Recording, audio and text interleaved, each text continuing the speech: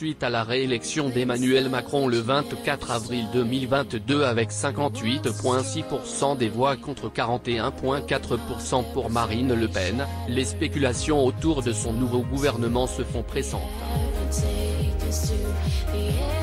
Suite à la réélection d'Emmanuel Macron le 24 avril 2022 avec 58,6% des voix contre 41,4% pour Marine Le Pen, les spéculations autour de son nouveau gouvernement se font pressantes.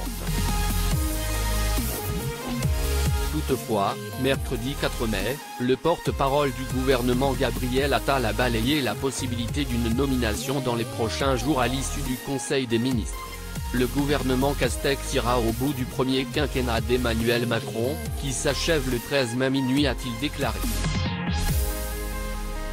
La question de l'avenir des ministres actuels se pose donc, comme cela est le cas pour Marlène Schiappa.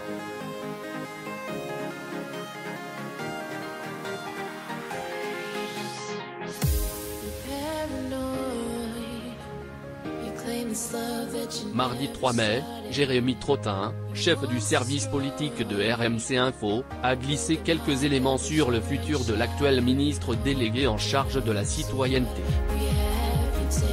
Cette étoile de la Macronie a beaucoup pâli pendant le quinquennat, à tel point que certains la voient déjà future vedette de la télévision. Elle finira chroniqueuse sur C8 chez Hanouna ou candidate dans Danse avec les stars. C'est mon pari, a-t-il lâché dans son journal du off proposé dans l'émission Les Grandes Gueules sur RMC Story et RMC.